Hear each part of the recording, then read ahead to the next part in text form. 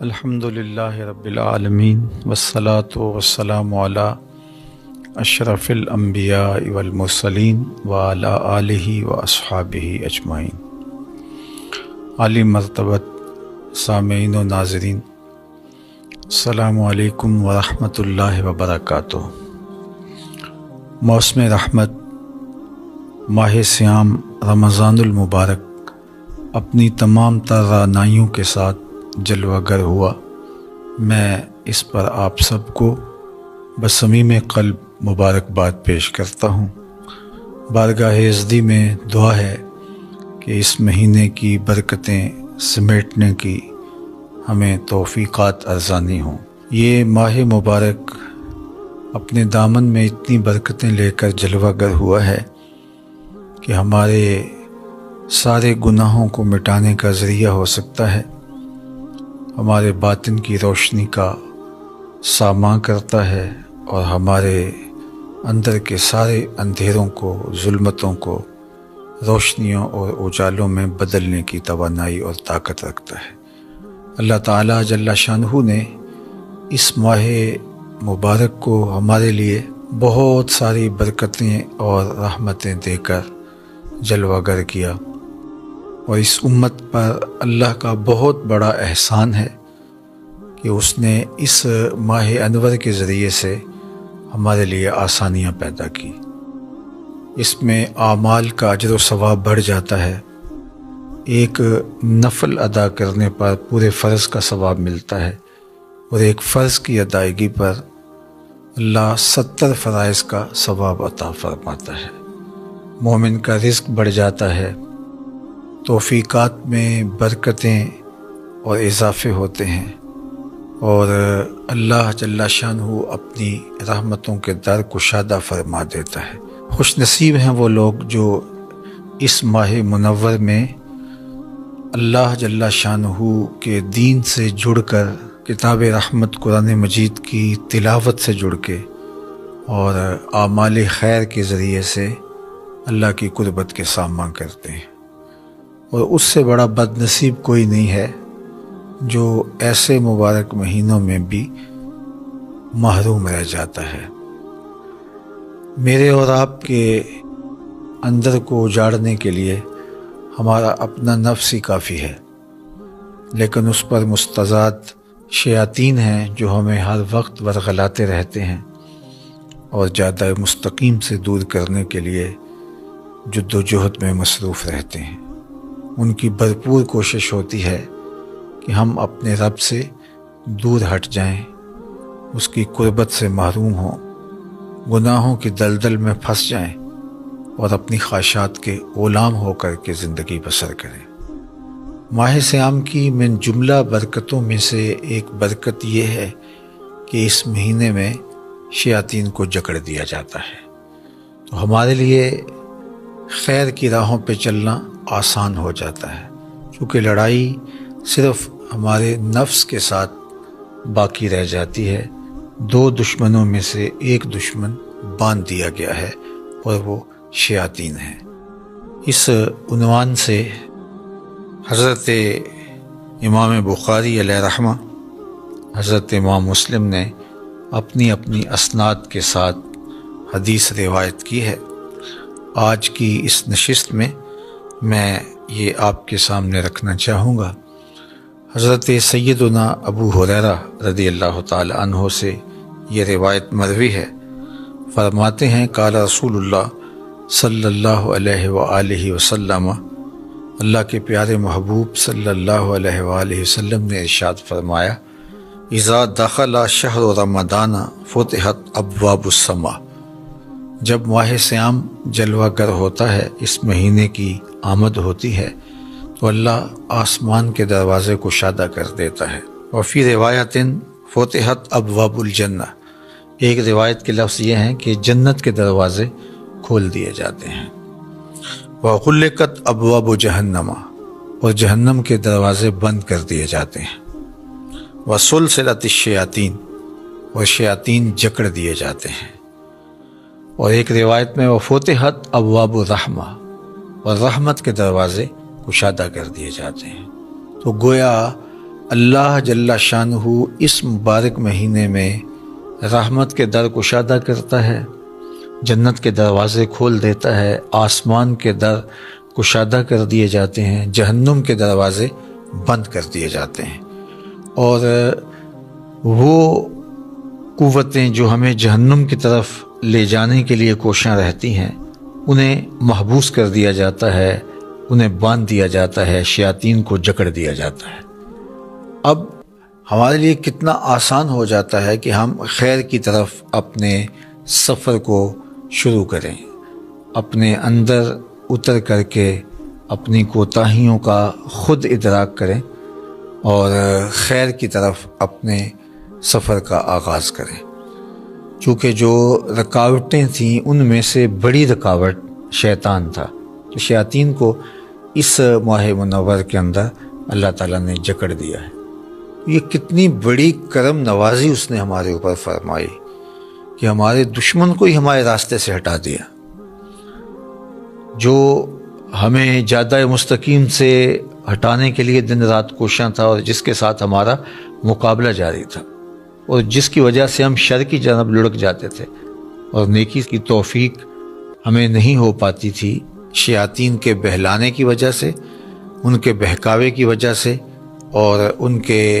شر و فساد کی وجہ سے۔ تو اللہ تعالیٰ جل شانہ کی کتنی بڑی عنایت اور کتنا بڑا کرم کہ اس نے ہمارے راستے سے ہمارے دشمن کو ہٹا دیا اور ہماری یہ مدد اور نصرت فرمائی۔ اب اتنی بڑی کرم نوازی کے باوجود، اتنی بڑی رحمت کے باوجود، اتنی بڑی رکاوٹ کو ہٹا دینے کے باوجود اگر کوئی شخص خیر کی طرف راغب نہیں ہوتا اور اچھائی کی راہ پہ گامزن نہیں ہوتا تو پھر اس سے بڑا محروم کوئی نہیں ہو سکتا۔ دوسری ایک روایت اسی عنوان سے ہے جس کو حضرت انس بن مالک رضی اللہ تعالی عنہ روایت کرتے ہیں، قال دخل رمضان، ماہ صیام داخل ہوا، یہ مہینہ جو ہی طلوع ہوا، فقال رسول اللہ صلی اللہ علیہ وآلہ وسلم، تو اللہ کے پیارے محبوب صلی اللہ علیہ وآلہ وسلم نے ارشاد فرمایا، ان ھذا الشہر قد حضرکم، لوگوں یہ مبارک مہینہ آ گیا ہے، یہ طلوع ہو گیا ہے، برکتیں لوٹاتا ہوا یہ مہینہ جلوہ گر ہو گیا ہے، وفیہ لیلۃ خیر من الف شہر، اور اس میں ایک ایسی رات ہے جو 1000 مہینے سے بہتر، اشرف اور افضل ہے۔ پھر ارشاد فرمایا، من حرمھا فقد حرم الخیر کلہ، جو محروم ہو گیا وہ ہر خیر سے محروم ہو گیا، یعنی ایسا مہینہ تم کو نصیب ہوا ہے جس میں ایک رات 1000 مہینے سے افضل و اشرف ہے، اور یہ رحمتیں بانٹتا ہوا، نور بکھیرتا ہوا، خیر تقسیم کرتا ہوا اور اللہ کی عنایات کو تمہارے اوپر نچھاور کرتا ہوا یہ مہینہ جلوہ گر ہوا ہے۔ اب اس مہینے کے اندر آپ کا دشمن بھی باندھ دیا گیا اور تمہارے لیے آسانیوں کے در کشادہ کر دیے گئے، رحمتوں کا عموم ہے، کرم نوازیوں کی بارش ہو رہی ہے، انوار کی برکھا برس رہی ہے، خیر و برکت اتر رہے ہیں، ایک رات 1000 مہینے سے افضل ہے۔ لیکن اس کے باوجود بھی اگر کوئی نکمہ محروم رہ گیا اپنے آپ کی کوتاہیوں کی وجہ سے اور عملی کمزوریوں کی وجہ سے، سستی کی وجہ سے، تمرد کی وجہ سے، سرکشی کی وجہ سے، کسی وجہ سے بھی وہ محروم رہ گیا تو فرمایا فقد حرم الخیر کلہ، وہ ساری کی ساری خیر سے محروم رہ گیا۔ اللہ اکبر۔ ولا یحرم خیرہا الا محروم، اور اس ماہ انور کے خیر و برکات سے محروم وہی رہتا ہے جو حقیقت میں محروم ہے، جو شقی اور بدبخت ہے وہی محروم رہے گا، ورنہ اتنی فراواں رحمتیں، اتنا کثیر کرم اور اتنی عنایات اس کی برس رہی ہوں تو بتاؤ کہ کوئی کیسے محروم رہ سکتا ہے۔ لیکن جو بدبخت دل کا کالا ہے، باطن اس کا اجڑا ہوا ہے اور وہ خیر کو حاصل کرنا ہی نہیں چاہتا تو وہ تو حقیقی محروم ہے، تو وہ اس مبارک مہینے کے اندر بھی محروم رہ جائے گا۔ اور جو خیر پانے والے ہیں وہ ہر موقع سے خیر اپنے حصے کی سمیٹ لیتے ہیں، وہ کیا کسی نے کہا تھا ہر شب شب قدر است اگر قدر دانی، کہ ہر شب شب قدر ہے اگر تو قدر پہچان لے، اور اگر کوئی قدر نہ پہچاننے والا ہو تو وہ شب قدر کو بھی محروم رہتا ہے، وہاں سے بھی برکتیں نہیں سمیٹ سکتا۔ تو جن کی طبع ہموار ہوتی ہے، جن کے باطن ستھرے ہوتے ہیں، جن کے خیالوں میں پاکیزگیاں ہوتی ہیں، جن کی سوچوں میں نور ہوتا ہے، تو وہ اپنے حصے کی خیر ہر جگہ سے کشید کر لیتے ہیں۔ اور جو اندر سے محروم ہوتے ہیں، شقی القلب ہوتے ہیں، ان کے باطن اجڑے ہوئے ہوتے ہیں، تو وہ پھر برستی رحمتوں میں بھی اپنے دامن کو تر نہیں کر پاتے، اور وہ یوں ہی اپنی زندگی برباد کر دیتے ہیں۔ عالی مرتبت سامعین، ناظرین، یہ ماہ مبارک ہمیں زندگی میں ایک بار پھر نصیب ہوا ہے، نہ جانے دوبارہ زندگی میں نصیب ہو یا نہ ہو، لیکن اس پورے مہینے کو ہم اپنے دامن کو پھیلا کر اللہ جل شانہ کی رحمتوں کو سمیٹنے کی بھرپور کوشش کریں، خوش دلی سے اس کا استقبال کریں۔ اس مہینے کے آنے پر ہمارے چہرے پہ مسرت و فرحت اور بشاشت کا ظہور ہونا چاہیے۔ ہم پوری طرح سے اس مہینے کے ایک ایک لمحے کی قدردانی کریں، قرآن مجید کی تلاوت اپنے معمولات میں ہم شامل کریں، اس مہینے میں کثرت کے ساتھ صدقہ و خیرات کریں، ہم 5 گانہ نماز باجماعت اور تکبیر اولیٰ کے ساتھ پڑھنے کی کوشش کریں، اور صلاۃ التراویح میں پورا قرآن مجید ہم سماعت کریں۔ کسی ایک جگہ جہاں قرآن مجید ترتیل کے ساتھ خوبصورت لہجے میں پڑھا جاتا ہے، اچھے تلفظ کے ساتھ پڑھنے والے قراء موجود ہیں، وہاں ہم قرآن مجید کی تلاوت سنیں، ورنہ قرآن مجید تیزی کے ساتھ پڑھنے سے اس کا حق بھی ادا نہ ہوتا ہو تو وہ وقت ضائع کرنے والی بات ہے۔ قرآن مجید وہاں جا کے سنیں جہاں قرآن مجید کو اس کے آداب کی رعایت کے ساتھ تلاوت کیا جاتا ہے۔ تو یہ ایک موقع ہے تراویح کے اندر قرآن مجید سننے کا، اور یہ نہیں کہ ہم چند تراویح پڑھنے کے بعد بھاگ جائیں، یا آخری 2-4 تراویح میں شامل ہو جائیں، یا درمیان میں آئیں اور پھر چلے جائیں۔ یہ تو عبادت اور ذکر و فکر کا مہینہ ہے۔ اللہ کے محبوب علیہ السلام خود بھی بیدار رہتے اور اپنے اہل خانہ کو بھی بیدار رکھتے، اور شد المیزر کے لفظ ہیں، حضور کمر بستہ ہو جاتے اور انتہائی کوشش بلیغ کرتے اللہ جل شانہ کے ذکر میں، اللہ کی یاد میں، قرآن مجید کی تلاوت میں اور دیگر اعمال خیر میں۔ تو ہمیں اس مہینے میں خاص طور پہ اللہ تعالیٰ جل شانہ کی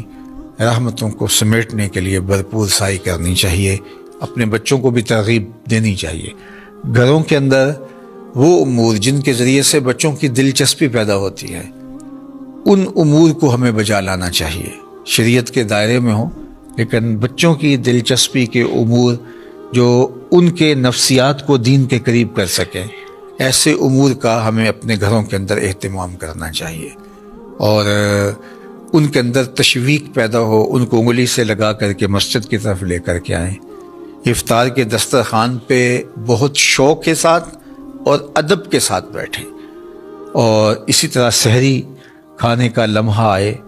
تو سحری کے دسترخوان پر بھی درود شریف پڑھتے ہوئے، ذکر و اذکار کرتے ہوئے، اور بچوں کو اس موقع پر دین سکھاتے ہوئے، ان کے دل میں رمضان المبارک کا احترام بھی پیدا ہو، اور رمضان المبارک کے گزارنے کے لیے اعمال خیر ساتھ بجا لانے کا شوق بھی پیدا ہو، اور اسی طرح ان کو صدقہ دینے کی عادت ڈالیں۔ اگرچہ آپ صدقہ خود بھی اپنے ہاتھ سے کریں، لیکن کچھ مقدار میں اپنے بچوں کو بھی آپ کچھ رقم دیں، وہ ضرورت مندوں کو، مدارس دینیہ کو، مساجد کو اور دیگر خیر کے کاموں کے اندر صرف کریں، تاکہ بچپن میں طبعاً ان کے اندر خیرات کا، صدقے کا، راہ خدا میں خرچ کرنے کا جذبہ پیدا ہو، اور یہ جذبہ پھر ساتھ ساتھ ان کے پروان چڑھتا چلا جائے گا۔ اور ماہ صیام کے اندر جو برکتیں اترتی ہیں، جو رحمتیں اس مہینے میں نازل ہوتی ہیں، ان کو سمیٹنے کا انہیں شوق دلائیں تاکہ وہ کثرت کے ساتھ ذکر و فکر میں لگ جائیں اور اس مہینے سے برکتیں سمیٹیں۔ میں اس موقع پر خاص طور پہ عرض کرنا چاہوں گا کہ یہ سوشل میڈیا کے اوپر ایک چھوٹی سی ویڈیو آپ نے بھی دیکھی ہوگی کہ یہاں فلسطین کے اندر ٹوٹے شکستہ مکانوں کے اوپر بھی اپنی استطاعت کے مطابق چراغاں کر کے اور جھنڈیاں لگا کے بچے جس خوشی کا، جس مسرت کا اور جس سرشاری کا اظہار کر رہے ہیں، تو یہ یقیناً دین کے ساتھ محبت اور دین کے ساتھ پیار کی دلیل ہے، اور اس ماہ صیام کے ساتھ ان کا باطنی تعلق جو ان کے والدین نے ان کو سکھایا۔ بہت سارے بچے ایسے ہیں کہ جن کے ماں باپ شہید ہو چکے ہیں، لیکن وہ آج ماہ صیام میں ان کی دی ہوئی تعلیم کے مطابق ماہ مبارک کا استقبال کر رہے ہیں، تو ان کی روحیں، ان کے ماں باپ کی روحیں، ان شہیدوں کی روحیں قبروں میں کتنی آسودہ ہو رہی ہوں گی کہ ہم جو نسل دے کے آئے ہیں، آنے والی نسل آج بھی دین کے اوپر اسی طرح کھڑی ہے، اور یہ ماحول کی تبدیلی اور یہ ٹوٹے مکان اور یہ شکستہ گلیاں اور یہ ملبے کے ڈھیر ان سے دین کی محبت نہیں چھین سکی۔ یہ دولت، یہ عمارت، یہ غربت، یہ تو معروضی چیزیں ہیں، کبھی ہوں کبھی نہیں، لیکن یہ ماہ صیام کے ساتھ جو تعلق ہے یہ تو ہمارے ایمان کا حصہ ہے، یہ ہماری محبت ہے دین کے ساتھ اور اس کا ظہور ہے۔ تو مجھے قلبی طور پہ بہت فرحت ہوئی، اور دوسری جانب میں دیکھتا ہوں کہ ہم آسودہ ملکوں میں رہنے والے ہیں، ہزار پریشانیوں کے باوجود اگر ہم ان سے موازنہ کریں تو ہم آسودہ ماحول کے اندر اپنے رمضان کا آغاز کر رہے ہیں، اس مہینے کا آغاز کرنے جا رہے ہیں۔ تو ہم بھی بہت اچھے انداز سے اپنے بچوں کے اندر، اپنی نسلوں کے اندر اس کی تشویق پیدا کر جائیں، تاکہ ہم نہیں ہوں گے پھر ہماری نسلیں اس ماہ مبارک، اس ماہ نور کو یوں اس کا استقبال کر کے عقیدتوں کا اظہار کریں گی، اور رمضان المبارک صرف سحری افطاری تک ہی ہمارا محدود نہ رہ جائے، اور کھانے پینے کے امور تک ہی ہم ان کو محدود نہ رکھیں۔ اگرچہ یہ افطاری بھی برکت ہے، یہ سحری بھی برکت ہے، لیکن یہ یہاں تک محدود نہ رہ جائے، بلکہ اس میں قرآن مجید کی تلاوت، درود پاک کی کثرت اور دیگر امور خیر اور 5 گانا نماز کا شوق آپ خاص طور پہ اپنی اولاد کے اندر اس مہینے میں تھوڑی محنت کے ساتھ زیادہ پیدا کر سکتے ہیں۔ باقی ایام کے اندر بھی آپ کی اور میری ذمہ داری ہے بطور والد اور بطور والدہ کہ ہم اپنی نسلوں کے اندر دین کی محبت، نماز کی پابندی اور دیگر امور خیر کی بجا آوری کا شوق پیدا کریں۔ لیکن اگر ہم اپنا وہ کام جو ہمارے ذمہ عائد ہے اور واجب الادا ہے ہمارے ذمہ، تو اس کو ہم اس مہینے کے اندر تھوڑی محنت سے اس کا نتیجہ زیادہ حاصل کر سکتے ہیں۔ تو میں چاہوں گا کہ ہم اس مہینے میں محنت کے ساتھ اپنی اولاد کو خیر کے کاموں کی طرف آمادہ کریں۔ اللہ نے چاہا تو کل دوبارہ اسی وقت آپ سے ملاقات ہوگی، اور ہم ماہ صیام رمضان المبارک کے 29 دن آپ کے ساتھ یوں ہی رہیں گے، اور روزانہ اللہ کے محبوب علیہ السلام کی 2 یا 3 احادیث کا درس آپ کے سامنے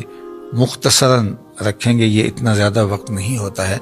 تو یہ تھوڑا وقت جو ہے اس میں کچھ چیزیں سیکھنے کو